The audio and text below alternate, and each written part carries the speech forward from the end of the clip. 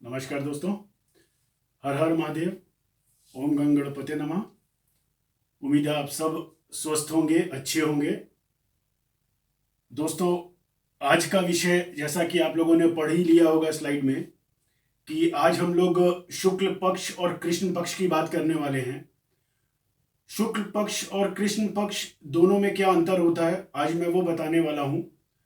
और साथ में ये बताने वाला हूँ कि कृष्ण पक्ष में अगर पर्टिकुलर कुछ तिथियों पे अगर आपका जन्म हो, कुछ पर्टिकुलर डेज में आपका जन्म हो, तो वो आपके मन मस्तिष्क पे क्या नेगेटिव असर डालता है। फिर रिपीट कर रहा हूँ, क्या नेगेटिव असर डालता है। ये उन माताओं के लिए भी बहुत इंपॉर्टेंट है जो बच्चों को कृष्ण पक्ष में जन्म देती हैं।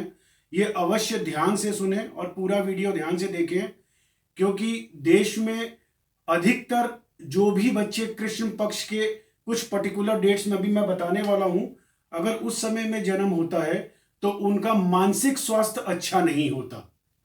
तो उसके लिए बहुत इंपॉर्टेंट है कि कृष्ण पक्ष में अवॉइड करें। पर्टिकुलर डेज जो मैं अभी बताने वाला हूं उनमें बच्चों का जन्म ना कराएं तो बहुत बेहतर है, क्योंकि जिस बच्चे को आप गोदी में खिलाती हैं, प्यार करते हैं, वो बच्चे का अगर कृष्ण पक्ष में आप जन्म करा रहे हैं भूलवश, क्योंकि आपको जानकारी नहीं है उस चीज की, भूलवश आप उसका जन्म करा रही हैं, तो हो क्या रहा है, वो बच्चा, आप उसको अच्छा से अच्छा भोजन दे रही हैं, अच्छा से अच्छा खाना खिला रही हैं, लेकिन वो मानसिक स्वास्थ्य उसका अच्छा नहीं होगा, चिड़चिड़ापन बहुत ज्यादा होगा। आगे मैं बताता हूं, ब्लड प्रेशर बहुत प्रॉब्लम करेगा, पर्सनल सेक्सुअल लाइफ उस बच्चे की बड़ी खराब होगी, वो मेल हो या फीमेल हो। तो मैं अभी चीजें डिटेल में बताता हूं। सेशन की शुरुआत करने से पहले दोस्तों सेशन की शुरुआत मेरी लिखी कविता से। एक प्रयास तो कर तू शिद्दत से, एक प्रयास तो कर तू शिद्दत से, तेरा वक्त बदलने वाला है। एक प्रयास तो कर तू शिद्दत से, तेरा वक्त बदलने वाला है। टूट रही जो कश्ती तेरी मत डर, टूट रही जो कश्ती तेरी मत डर, अब सामने ही तो किनारा है, अब सामने ही तो किनारा है। मैं हूं तेरे साथ तू डरता क्यों है, मैं हूं तेरे साथ तू डरता क्यों है, हर ग्रह से दोस्ती रखता हूं। मैं हूं तेरे साथ तू डरता क्यों है, हर ग्रह से दोस्ती रखता हूं। तेरी कुंडली में जो आएगा राहु, तेरी कुंडली में जो आएगा राहु, अब इसे भी बस में कर सकता हूं, अब इसे भी बस में कर सकता हूं।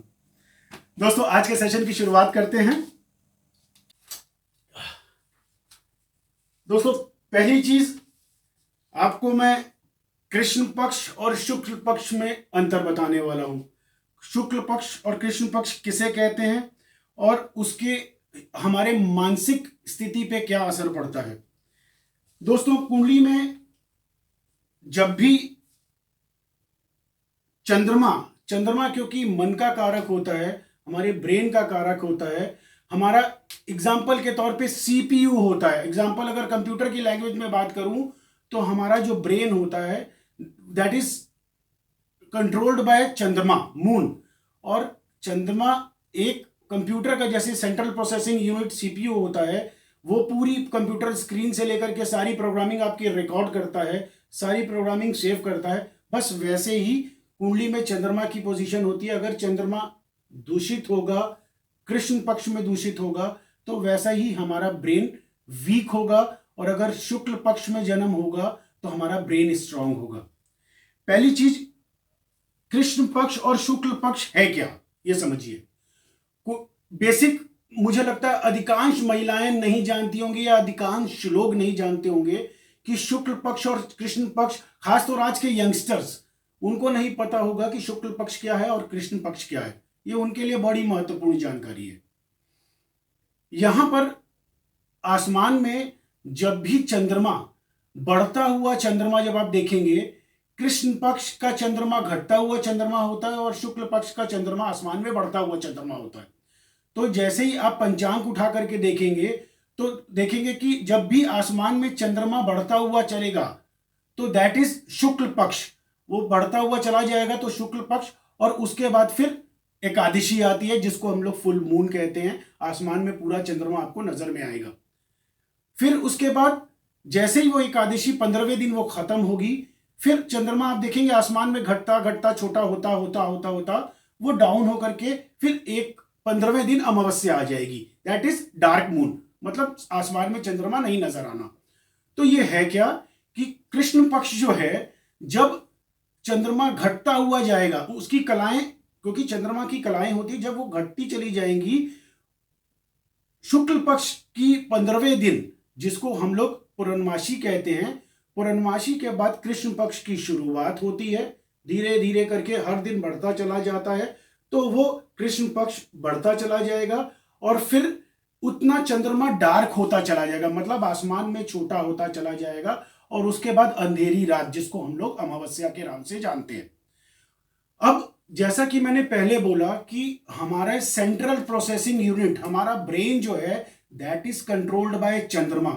हमारी इमोशनल क्वालिटीज, हमारी सारा brain that is governed bye चंद्रमा। तो अब चंद्रमा जो है, अगर वही दूषित होगा, वो दूषित कैसे होगा, अभी मैं अभी स्क्रीन पे सारा समझाता हूं आपको। वो दूषित जब होगा तो हमारा ब्रेन वीक होगा, हमारे अंदर इमोशनल डिस्टर्बेंसेस होंगे, चिड़चिड़ाहट बहुत ज्यादा होगी, शॉर्ट टेम्परिंग होगी और कंफ्यूजन्स ज्यादा रहेंगे। और इसको अगर मैं बात करूं तो वो सोसाइडियल टेंडेंसीज तक देता है कृष्ण पक्ष का चंद्रमा, और इस तरीके से दूषित हो तो राहु के साथ में। अब ये क्या है मैं वो बताऊं। यहां पर कुंडली में जब भी आपका जन्म, कृष्ण पक्ष का स्टार्टिंग बता रहा हूं, कुंडली में जैसे कि एग्जांपल देखिए, कुंडली में जब भी चंद्रमा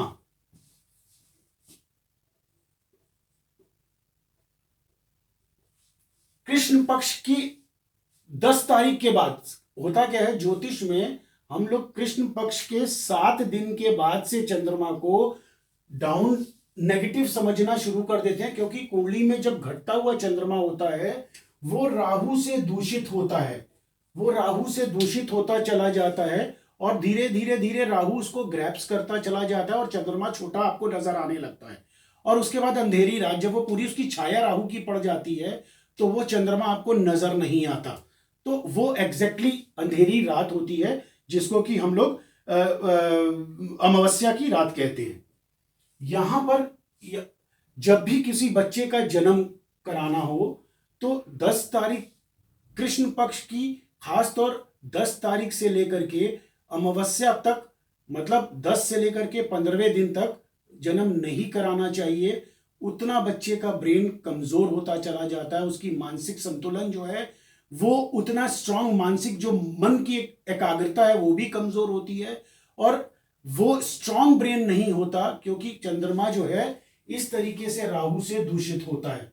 ठीक है, तो वो वीक हो जाता है, क्योंकि ब्रेन, जब आप समझो कि जब मैं कह रहा हूं कि 10 तारीख से लेकर के 15 तारीख के अंदर अंदर कृष्ण पक्ष की, तो उस समय में करीब करीब चंद्रमा खत्म होगा।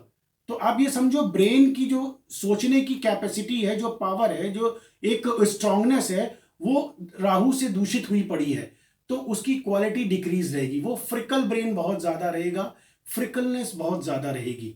ऐसी स्थिति में उन माताओं के लिए जो गर्भवती हैं उनके लिए बहुत इंपॉर्टेंट ये जानकारी है कि अगर आप किसी बच्चे को, किसी नवजात को जन्म देने जा रही हैं तो सबसे पहले ये चीज चेक करिए कि कृष्ण पक्ष का समय चल रहा है कि नहीं, और दूसरी, अगर 10 तारीख से लेकर के 15 दिन के अंदर अंदर कृष्ण पक्ष का 10वीं से लेकर के वो 11वीं हो, जो 12वीं हो, त्रयोदशी हो या अमावस्या, खासतौर अमावस्या सबसे खराब माना जाता है, क्योंकि पूरी तरीके से चंद्रमा आसमान से गायब होता है और पूरा राहु के ग्रिप में होता है। वैदिक ज्योतिष में राहु ही ग्रहण भी लगाता है, सूर्य को भी और चंद्रमा को भी। क्योंकि आज हम लोग चंद्रमा की बात कर रहे हैं, इसलिए चंद्रमा पे बात कर रहा हूं कि वो पूरा राहु से ग्रहण लगा होता है। उतना ही बच्चे का मन कमजोर होगा, उतना ही वीक होगा, वो फ्रिकल ब्रेन होगा। आप अच्छे से अच्छा खिला लीजिए, लेकिन अगर मन कमजोर है, सीपीयू कमजोर है, जैसे कि अगर आपके कंप्यूटर के सीपीयू में कोई वायरस आ गया तो आपका पूरा मॉनिटर सब बेकार है ना, आप प्रोग्रामिंग कैसे करोगे। तो प्रोग्रामिंग में वायरस एग्जाम्पल है, प्रोग्रामिंग में जो वायरस है दैट इज राहु। वही कृष्ण पक्ष में अगर बच्चे का 10 तारीख से लेकर के 15 तारीख के अंदर अंदर में अमावस्या के समय में जन्म होगा तो ये पूरा का पूरा चंद्रमा दूषित मिलेगा आपको राहु के साथ में। इट मीन्स कि वो ब्रेन राहु से दूषित होगा तो वो बच्चा अच्छी प्लानिंग नहीं कर सकेगा, इमोशनल डिस्टर्बेंसेस होंगे। ठीक है, अब शुक्ल पक्ष की बात करते हैं कि शुक्ल पक्ष कैसे फायदेमंद होता है। शुक्ल पक्ष दोस्तों, जैसे आप देख रहे हैं ये नंबर 4 और चंद्रमा अपने घर में बैठे हैं। इसका मतलब क्या है कि जब शुक्ल पक्ष होगा तो 1 तारीख से लेकर के आप देखेंगे चंद्रमा आसमान में बढ़ता हुआ चला जाता है। प्रोसेस क्या है, अमावस्या खत्म हुई, कृष्ण पक्ष की अमावस्या 15वां दिन खत्म हुआ, उसके बाद से आप देखेंगे चंद्रमा थोड़ा थोड़ा थोड़ा थोड़ा आसमान में बढ़ता चला जाएगा। ठीक है, वो बढ़ते हुए 15वें दिन वो फुल मून नजर में आएगा, जिसको हम लोग पूर्णमासी के नाम से जानते हैं। ठीक है, तो होगा क्या, जब जैसे मैंने पहले बोला कि चंद्रमा हमारी मेन सेंट्रल प्रोसेसिंग यूनिट है, हमारा सीपीयू है ब्रेन का, हमारे ब्रेन को गवर्न करता है, दिमाग को। तो जैसे ही शुक्ल पक्ष शुरू होगा तो हम लोग बीइंग एन एस्ट्रोलॉजर, ज्योतिष होने के नाते हम सबसे पहले कुंडली में किसी व्यक्ति से बात करने से पहले उसका चंद्रमा देखते हैं कि इस व्यक्ति का ब्रेन कितना स्ट्रांग है। तो कृष्ण पक्ष खत्म होने के बाद जब शुक्ल पक्ष शुरू होता है तो पहली, दूसरी, तीसरी, चौथी 4 दिन में, क्योंकि चंद्रमा मुश्किल से 20% ही ग्रो किया हुआ होता है, बढ़ा हुआ होता है, वो पूरा फुल नहीं होता, जरा सा उसका अंश होता है, तो हम लोग उसको भी शुभ नहीं मानते।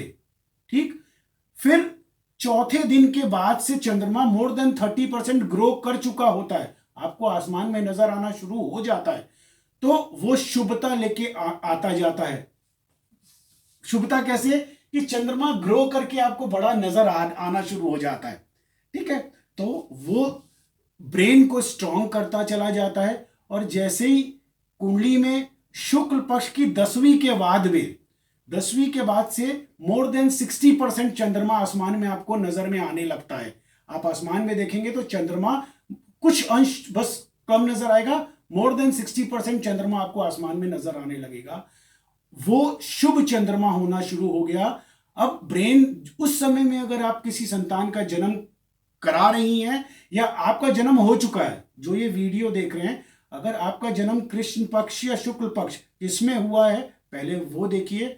अगर शुक्ल पक्ष की 10वीं के बाद और 15वें दिन, 15 दिन मतलब 15वें दिन जो है पूर्णमासी होती है, फुल मून, तो उस समय में जन्म हुआ है, तो आप अपने आप को देख लीजिए कि आपका ब्रेन बहुत स्ट्रांग होगा, डिसीजन मेकिंग पावर बहुत स्ट्रांग होगी, आप किसी भी चीज पे इमीडिएट रिएक्ट नहीं करेंगे, आप सोचेंगे समझेंगे तब रिएक्शन देंगे, मतलब मन शांत होगा। अब इसमें मैं आपको दोनों में फर्क बताता हूं मेडिकल एस्ट्रोलॉजी की तरीके से, कि वैदिक ज्योतिष के साथ साथ मेडिकल ज्योतिष जो होती है, मेडिकल एस्ट्रोलॉजी, उसमें ये किन किन चीजों को फायदा और किन किन चीजों को कृष्ण पक्ष नुकसान देता है। मैं सारे एक एक पॉइंट मैंने लिखे हैं, मैं वो आपको एक एक पॉइंट बताता हूं और इसको ध्यानपूर्वक सुनिएगा। ये वीडियो बहुत इंपॉर्टेंट है। ये केवल अपने बिजी शेड्यूल से ये वीडियो आप सब के लिए जानकारी के लिए ये साझा कर रहा हूं, ताकि ये बात आप तक पहुंचा सकूं। दोस्तों, पहले बात करते हैं कृष्ण पक्ष की, उसकी नेगेटिविटी क्या है, फिर बात करेंगे कि शुक्ल पक्ष की पॉजिटिविटी क्या है। देखिए, यहां पर कृष्ण पक्ष के 7वें दिन के बाद से चंद्रमा क्षीर, इसको क्षीर चंद्रमा भी कहा जाता है, दूषित चंद्रमा भी कहा जाता है। तो सबसे पहली चीज आपको इमोशनल इम्बैलेंसेस देगा, इमोशनली आप बहुत वीक होंगे, खासतौर 10वीं के बाद से, 10वीं के बाद से लेकर के अमावस्या तक जब चंद्रमा आसमान में नहीं होता, वो एकदम डाउन होता जाता है। तो मतलब ब्रेन आपके बच्चे का बड़ा कमजोर होगा। अगर आप कोई महिला देख रही हैं, आप कोई पुरुष देख रहे हैं, या कोई बेटा या बेटी देख रहे हैं, तो आप अपनी कुंडली उठा करके देखिए, या अपने मम्मी पापा से पूछिए मैं किस दिन जन्म हुआ था मेरा, और आप उसको कैलेंडर पे देखिए कि उस दिन क्या था, क्या वो कृष्ण पक्ष का समय था या शुक्ल पक्ष का समय था। अगर आप इमोशनल इम्बैलेंसेस देख रहे हैं, और महिलाओं को अगर पीरियड्स की प्रॉब्लम बहुत ज्यादा रहती है, तो भी ये चंद्रमा ही उनके पीरियड्स को गवर्न करता है, इसलिए ये देखना भी बड़ा इंपॉर्टेंट होता है। अब क्योंकि मेडिकल एस्ट्रोलॉजी की बात कर रहा हूं, सबसे पहली चीज, अगर चंद्रमा आपका चंद्रमा जो है कृष्ण पक्ष का हो और 10वें दिन के बाद से लेकर के और अमावस्या के अंदर अंदर का होगा तो ब्लड प्रेशर, जो बीपी प्रॉब्लम जिसको कहते हैं, ब्लड प्रेशर की प्रॉब्लम्स देगा, क्योंकि चंद्रमा मेडिकल एस्ट्रोलॉजी में हमारे ब्लड की जो स्पीड होती है उसको गवर्न करता है, तो ब्लड प्रेशर की प्रॉब्लम देगा ये। दूसरी चीज, अगर सेक्सुअल लाइफ की बात करूं तो कुंडली में चंद्रमा क्योंकि हमारे जो इमोशंस हैं उसका कारक होता है, और अगर वो कुंडली में दूषित हो राहु के साथ में, मैं अभी आगे एग्जांपल में बताने वाला हूं आपको, ये वीडियो बड़ा मजेदार होने वाला है। यहां अगर चंद्रमा दूषित होगा तो इरेक्टाइल डिसफंक्शन की प्रॉब्लम होगी, जिसको ईडी कहते हैं, मतलब सेक्सुअल लाइफ आपकी बड़ी कमजोर होगी। जब आप इंटरकोर्स करने जाएंगे या तो मन नहीं लगेगा, और या फिर जब आप सेक्स कर रहे होंगे तो कुछ मिनट में, मतलब 1 मिनट 2 मिनट में आप डिस्चार्ज हो जाएंगे और आप हट जाएंगे, या तो वो फीलिंग ही नहीं आएगी जो एक स्ट्रांग फीलिंग आनी चाहिए, जो जिसको कहते हैं उस इंटीमेट पल को लंबे समय तक एंजॉय आप नहीं कर पाएंगे। जो लोग भी कृष्ण पक्ष में 10वीं के बाद से लेकर के अमावस्या के अंदर का जन्म होगा, उनकी सेक्सुअल लाइफ अच्छी नहीं होती, वो वीक होती है, उनकी सेक्स करने की टाइमिंग बड़ी कमजोर होती है, या तो मन ही नहीं लगता या चिड़चिड़ा जाएंगे।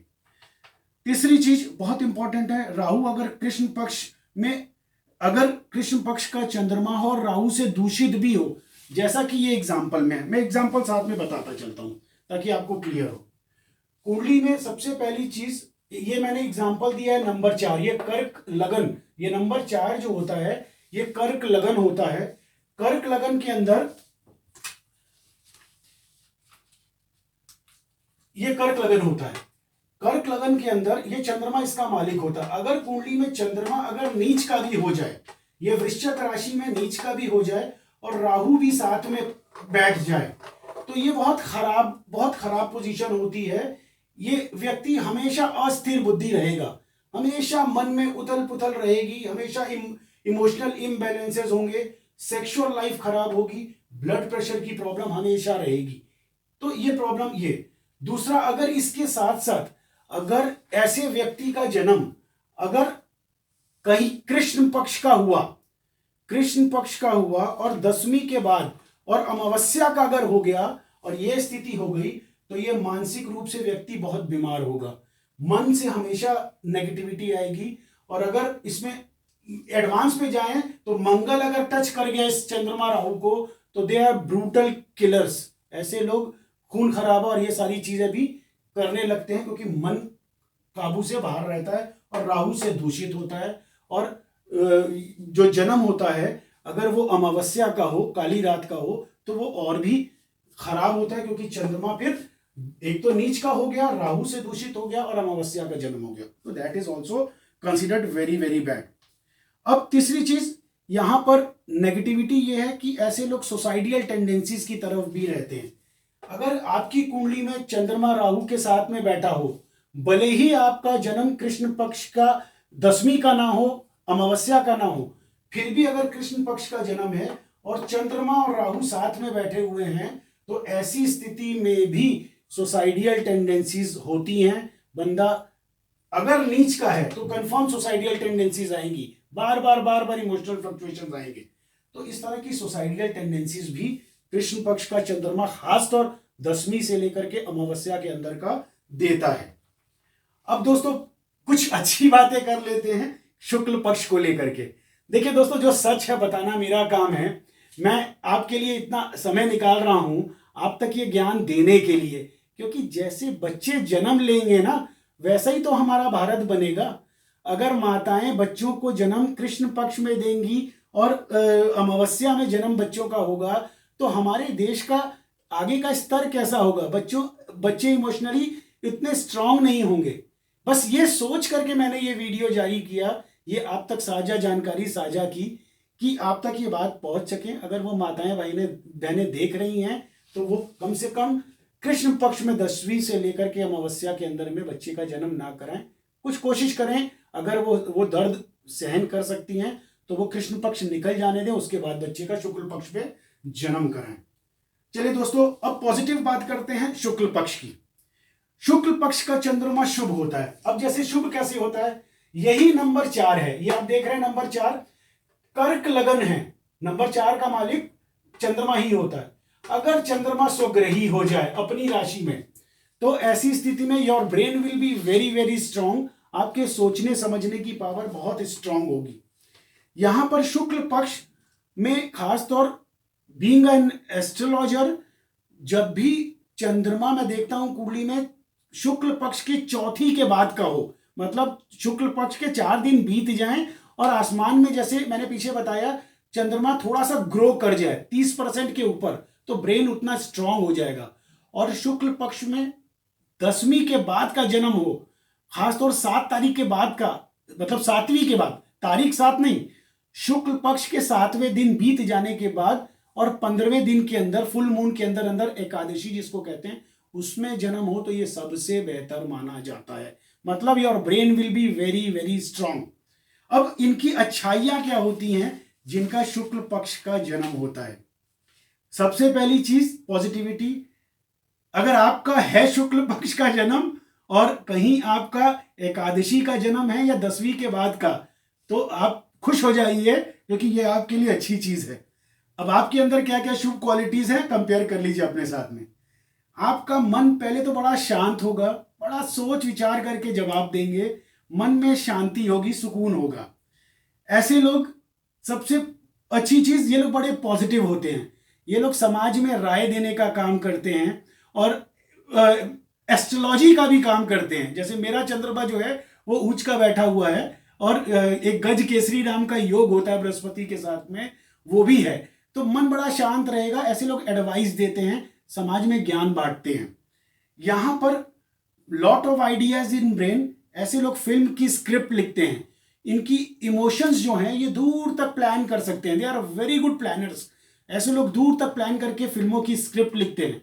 मेरे तमाम इंडस्ट्री के, बॉलीवुड इंडस्ट्री के और फिल्म इंडस्ट्री के क्लाइंट्स स्क्रिप्ट राइटर क्लाइंट हैं, जो कि लिखते हैं, लेखक हैं या फिल्मों की स्क्रिप्ट लिखते हैं। तो उनकी कुंडली में एकदम सीधा पता चलता है कि भैया चंद्रमा बड़ा स्ट्रांग है, इसीलिए वो स्क्रिप्ट लिख रहे हैं। और जितने भी सब, अगर ये बॉलीवुड का कोई स्क्रिप्ट राइटर इस वीडियो को देख रहे हैं, वो देखेंगे तो अपनी कुंडली उठा करके देख लीजिएगा, आपकी कुंडली में चंद्रमा अवश्य ही शुक्ल पक्ष का होगा और एकादशी मतलब 10वीं तारीख के बाद से, मतलब 10वें दिन के बाद से शुभता की ओर बढ़ता हुआ चंद्रमा होगा। और बहुत बार पूर्णमासी का भी चंद्रमा होता है। तो ऐसे लोगों की ब्रेन बहुत स्ट्रांग होता है, बहुत स्ट्रांग। और फिर कुंडली में और राजयोग देखते हैं। बृहस्पति के साथ में चंद्रमा बैठा है, अगर शुभ प्लैनेट्स के साथ में बैठ गया तो चंद्रमा की क्वालिटी और इंप्रूव हो जाती है, ब्रेन और स्ट्रांग हो जाता है। क्योंकि मैंने पहले बोला चंद्रमा मन का कारक है, हमारे ब्रेन का सीपीयू है, जैसे कंप्यूटर में सीपीयू होता है। ठीक है। तीसरी पॉजिटिविटी, ऐसे लोगों की जो है planner, they are good adviser. ऐसे लोग मेंटल वर्क करते हैं, ब्रेन का वर्क ज्यादा करते हैं। ऐसे लोग शरीर से कम इस्तेमाल करते हैं, ब्रेन से ज्यादा काम करते हैं। कुछ ऐसे काम करेंगे जिसमें ब्रेन का इस्तेमाल सबसे ज्यादा हो। और सबसे अच्छी चीज एक और बताऊं, अगर कुंडली में चंद्रमा अच्छा है और प्रोफेशनल हाउस का कारक है, यहां का या यहां का, तो ऐसे लोग they are very very good chefs. खाना बड़ा मीठा, बड़ा प्यारा बनाते हैं। मीठा मीन्स स्वादिष्ट, स्वादिष्ट खाना बनाएंगे, मतलब उंगलियां चाटते रह जाएंगे। ये वीडियो जो भी शेफ देख रहे हैं बड़े बड़े होटल के, उनकी कुंडली में अवश्य देख लेंगे कि वो हॉस्पिटैलिटी सर्विसेज, अतिथि सत्कार का काम करेंगे। और जो भी, क्योंकि मेरे बहुत से शेफ क्लाइंट हैं, दुबई के भी क्लाइंट हैं और ऑस्ट्रेलिया में भी क्लाइंट हैं, कनाडा में भी क्लाइंट हैं, तो उनकी कुंडली में मैं देखता हूं, मुझे पता है कि वो यहां पर चंद्रमा जो है उनका प्रोफेशनल हाउस का प्लैनेट, वो अगर स्ट्रांग है तो they are very good chef, बहुत अच्छा खाना बनाएंगे। और ये उनके लिए भी है जो महिलाएं घर में हैं, जो अगर आपके खाने की हमेशा तारीफ होती है तो अवश्य ही कुंडली में चंद्रमा शुभ राजयोग कोई बना रहा है, मतलब चंद्रमा अच्छी स्थिति में है। इसीलिए आप जब भी रसोई घर में खाना बनाएंगी, वही स्पाइसेस है, वही सब कुछ है, लेकिन अगर जब आपका हाथ लगेगा तो वो उसकी टेस्ट ही अलग हो जाएगा, वो बढ़िया टेस्ट हो जाएगा। तो they are very good in food making, they are good in hospitality work. अतिथि सत्कार में भी वो बहुत, मतलब खाना परोसने का भी तरीका होता है। जब वो खाना परोसेंगी तो वो भी एक सुंदरता के साथ में परोसेंगी, मतलब बनाना सब कुछ नहीं, उसको प्रेजेंटेशन उनका बहुत अच्छा होगा। ये शुभ चंद्रमा की क्वालिटी होती है और एक अच्छे शेफ की क्वालिटी होती है। फिर दे आर गुड एस्ट्रोलॉजर्स, जैसे मैंने बोला अच्छे एस्ट्रोलॉजर होंगे और अच्छे तरीके से हर चीज को बड़ा डायग्नोज करने की पावर, क्योंकि सारा खेल तो ब्रेन का ही है जैसा मैंने पीछे बताया। तो और एस्ट्रोलॉजी में तो टोटल ब्रेन का ही काम है, एक किसी की जिंदगी में झांकना और झांक करके उसके लिए सारी चीजें, उसके पास्ट को डीकोड करना, प्रेजेंट को डीकोड करना, फिर फ्यूचर को विजुलाइज करके और उसके प्लैनेट्स के हिसाब से कल क्या होगा वो पेपर पे लिखना। तो they are very good astrologers. देखिए दोस्तों, ये मेन चीजें हैं जो नेगेटिव और पॉजिटिव हैं। अब ये एक बड़ी एक रोचक कहानी छोटी सी बताता हूं कि चंद्रमा और सूर्य को ग्रहण कैसे लगा और क्यों ये कृष्ण पक्ष और शुक्ल पक्ष की शुरुआत हुई। ये क्या चीज है, क्या कि आपने सुना होगा समुद्र मंथन हुआ, उस समय में राक्षस भी थे और देवतुल्य लोग भी थे, देवता भी थे। जब मंथन हुआ उस समय में एक कतार में जो अमृत निकला वो देवताओं को उनकी लंबी आयु के लिए, अमर हो जाए उसके लिए वो बटा, अमृत बटा। और जब अमृत बट रहा था उस समय उस लाइन में, उस कतार में राहु नाम का राक्षस जो है वो आकर के बैठ गया अपना भेष बदल करके, क्योंकि राहु नेगेटिव प्लैनेट होता है, वो भेष बदल करके उस कतार में बैठ गया। और उस समय में जब वो देवताओं की लाइन में बैठ गया और जिस समय नेक्टर, जब ये अमृत बट रहा था उस समय में चंद्रमा और सूर्य ने ये देख लिया कि राहु और केतु, क्योंकि सर के ऊपर का हिस्सा राहु है और सर के नीचे का हिस्सा जो है, धड़ का हिस्सा, वो केतु है। तो वो रूप बदल करके बैठा, तो इसको सूर्य और चंद्रमा ने देख लिया। उन्होंने तुरंत विष्णु जी को बोला कि ये राहु केतु राक्षस जो है ये अपना रूप बदल के बैठे। तब तक जब ये नेक्टर बट रहा था, जब ये अमृत बट रहा था, तो राहु के हाथ में प्याला आ चुका था और उसने पीना शुरू कर दिया था। तो उसी समय सुदर्शन चक्र से विष्णु जी ने उसका गला काट दिया, राहु का, राक्षस का। तो राहु ऊपर का हिस्सा और केतु नीचे का हिस्सा। तो है क्या कि ये उस दिन से उस राहु का और केतु का चंद्रमा से और सूर्य से द्वेष हो गया, दुश्मनी हो गई। इसलिए जब आसमान में जब सूर्य को ग्रहण लगता है या चंद्रमा को ग्रहण लगता है तो ये राहु और केतु ही ग्रहण लगाते हैं, क्योंकि राहु हेड ऊपर का हिस्सा है, तो ये बहुत ही एग्रेसिव है।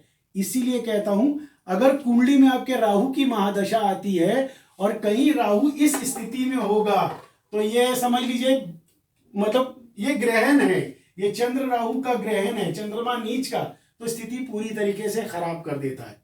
तो ये नेगेटिविटी होती है चंद्र राहु की। इस वजह से आसमान में ग्रहण लगता है सूर्य को और चंद्रमा को। इसकी कहानी जो है ये है।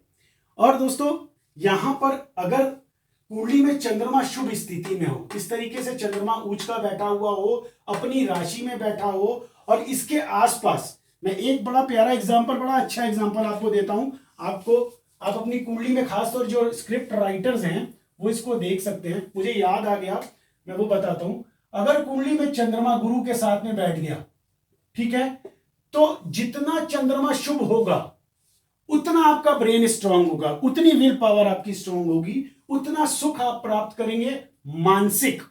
ठीक है, जिनकी सेक्सुअल लाइफ बहुत अच्छी है, आप उठा करके देख लीजिए, उनकी कुंडली में चंद्रमा गुरु के साथ में बैठा होगा, चंद्रमा शुक्र के साथ में बैठा होगा। और जो बड़े अच्छे वक्ता हैं, बहुत अच्छे वक्ता हैं, उनकी कुंडली में चंद्रमा बुध के साथ में बैठा होगा। तो ये शुभता है। अब फिर इसके नक्षत्र देखे जाते हैं दोस्तों। पूरे नक्षत्र देखने के बाद कहीं नेगेटिव नक्षत्र में कोई ग्रह तो नहीं है, चंद्रमा किस नक्षत्र में है, गुरु किस नक्षत्र में है, शुक्र किस नक्षत्र में है, बुध किस नक्षत्र में है, ये अपनी राशि में है कि नहीं, ये सारी चीजें देखी जाती हैं। तब एग्जैक्ट पता चलता है कि इसके कितने फायदे हैं और कितने नुकसान हैं। अमूमन कुंडली में जिसके चंद्र राहु, चंद्र केतु या चंद्र शनि का विष योग बन रहा हो, वो नेगेटिविटी होती है और कृष्ण पक्ष का जन्म नेगेटिव किया जाता है, नेगेटिव बताया जाता है, नेगेटिव होता है। ठीक है दोस्तों, आज की वीडियो में दोस्तों इतनी ही जानकारी। अगले वीडियो में मिलता हूं एक नए विषय के साथ में।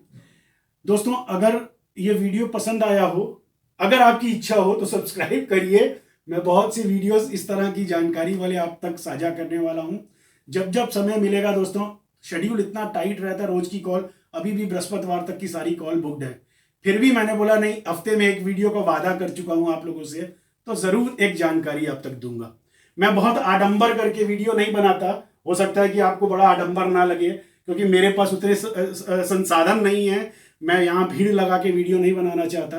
मैं चाहता हूँ जो मैं अपना ज्ञान है आप तक सीधा सीधा इस बोर्ड के माध्यम से पहुंचा सकूं, उतना मैं करता हूं। और दोस्तों अगर वीडियो आपको पसंद आया हो तो अवश्य सब्सक्राइब करिए, और ये जानकारी अपने जो भी आपके बहनें हैं, आपके मित्र हैं, कोई फ्रेंड हैं, उन तक ये भेजिए, क्योंकि ये चंद्र का असर पूरा ब्रेन पे होने वाला है। आपके आसपास पड़ोसी मित्र जो महिलाएं नए संतान को जन्म देने वाली हैं, कम से कम ये एक अच्छा काम करिए, ये उन तक वीडियो पहुंचाइए, ताकि वो इस वीडियो को देख करके कम से कम जो नया आने वाला बच्चा है, जिसको वो माँ अपने सीने से लगा के रखेगी, अच्छे से अच्छा भोजन खिलाएगी, कम से कम उसका मानसिक स्तर तो ऊंचा कर दे, उस बच्चे का मन मजबूत कर दे, ताकि हमारा अच्छा भारत बन सके। और जैसा हमारे नरेंद्र मोदी जी प्रधानमंत्री जी चाहते हैं हमारा देश आगे बढ़े और पूरे दुनिया में हमारा नाम रोशन हो, तो कम से कम वो हमारे जो नवजात शिशु हैं वो अगर मानसिक रूप से स्ट्रांग होंगे तभी तो देश हमारा आगे बढ़ेगा। ठीक है दोस्तों, आज के लिए इतना ही, फिर मिलते हैं अगले वीडियो में एक नए विषय के साथ में। तब तक नमस्कार।